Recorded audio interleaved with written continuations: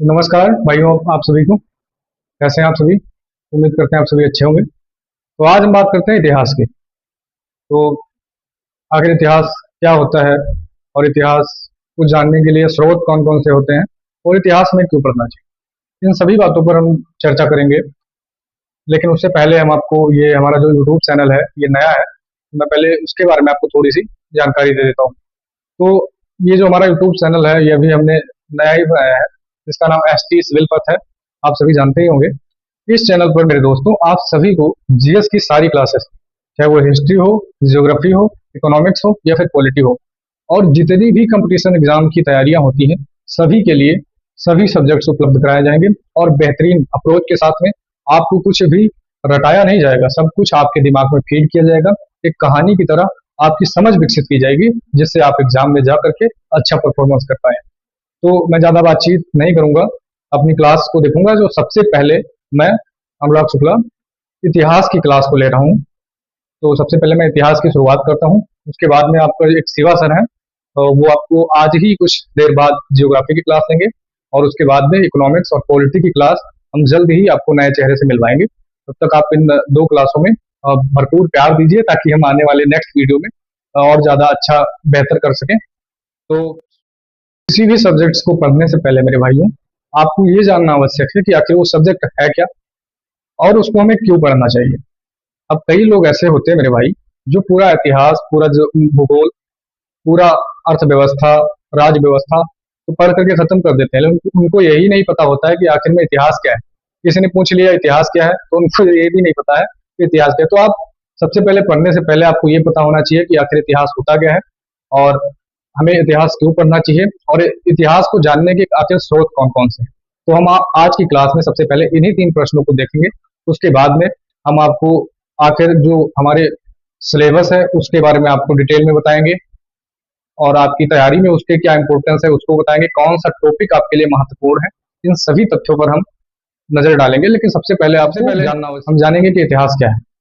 दोस्तों, अगर मैं आपसे कहूं कि आप सोचिए, अगर 5000 साल बाद, अगर आज से 5000 साल बाद कोई हमारे बारे में जानना चाहे कि हम कैसे रहते थे, क्या खाते थे, हमारी भाषा कैसी थी, हम क्या पहनते थे, तो इन सब चीजों को जानना ही इतिहास है। इतिहास क्या है कि अपने कल को जानना ही इतिहास कहलाता है। दूसरा प्रश्न है कि हमें कैसे पता लगता है कि जो हमारे पीछे घटनाएं घटित हुई हैं वो किस प्रकार की थी। क्या उस समय पर कोई कैमरे थे, कोई वीडियो रिकॉर्ड होता था? तो प्राचीन काल में ना कोई ऐसी व्यवस्थाएं थी भाइयों, ना कोई कैमरा था, ना कोई वीडियो रिकॉर्ड होती थी। तो सर हमें कैसे पता लगता है कि इतिहास में ये घटनाएं घटित हुई हैं? तो उनके लिए कुछ अन्य स्रोत हैं। जैसे इतिहास में, इसमें देखिए आपको लिखने की आवश्यकता नहीं है, मैं लिख दे रहा हूँ। इतिहास के जो अन्य स्रोत हैं उसमें आपका आ जाएगा अभिलेख, पुरातात्विक साक्ष्य, साहित्य, सिक्के। जो पहले के राजा होते थे वो स्तंभ लेख, शिलालेख, जैसे सम्राट अशोक हुए, उन्होंने स्तंभ लेख पर जो है अपना नाम और उनके द्वारा जो कार्य किए गए थे वो लिखवाए, जिसके आधार पर हमें पता लगता है कि किस राजा ने कौन से कार्य किए और कब किए, है ना। दूसरा जो आपका आता है वो आता है पुरातात्विक साक्ष्य। जो पुरातत्व विभाग में ये प्रक्रिया है कि जमीन को खोद करके हम पता लगाते हैं कि आखिर कौन सी चीजें हमें कब मिली, उसके आधार पर हम इतिहास का पता लगाते हैं कि उस समय की जो है व्यवस्थाएं कैसी थी। कई बार तो हमें जमीन को खोदने से पूरा का पूरा शहर मिल जाता है। जैसे हड़प्पा सभ्यता को आप देखते हैं, है ना, जो हमारे देश का एक वर्चस्व स्थापित करती है पूरे विश्व में। एक नया सब पुरातत्व से हमें पता लगता है जमीन की खुदाई करके। तो आपने 2 स्रोत देखे, एक तो आपने देखा अभिलेख, दूसरा देखा पुरातात्विक साक्ष्य। तीसरा आपका जो है वो साहित्य है। साहित्य, धर्म साहित्य में जो आपका है वो धर्म ग्रंथ आ जाते हैं। धर्म ग्रंथ आ जाएंगे, देसी साहित्य आ जाएगी, विदेशी साहित्य आ जाएगी। जो धर्म ग्रंथ है, जैसे आप मान लीजिए कि आपने वेद का तो नाम सुना ही होगा। हमारे 4 वेद हैं, ऋग्वेद, सामवेद, यजुर्वेद, अथर्ववेद।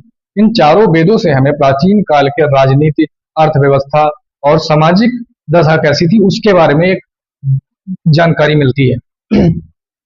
तो आपका तीन हमने बताया कि एक तो आपका हो जाएगा पुरातात्विक साक्ष्य, अभिलेख और साहित्यिक साक्ष्य। सिक्के से हमें पता लगता है कि अर्थव्यवस्था कैसी थी, उस समय का व्यापार कैसा था। तो आपने दोस्तों जाना आज के वीडियो में कि इतिहास क्या है और इतिहास के जानने के स्रोत कौन कौन से हैं। अब जो तीसरा प्रश्न है कि इतिहास हमें क्यों पढ़ना चाहिए। तो सबसे पहले आप जानिए कि अगर आपको अपने भविष्य को उज्जवल बनाना है तो आपको अपनी गलतियों पर ध्यान देना होगा। आपकी जो पीछे गलतियां हुई हैं उन पर ध्यान देना होगा, उन कमियों को दूर करना होगा, जिससे आपका भविष्य उज्जवल होगा।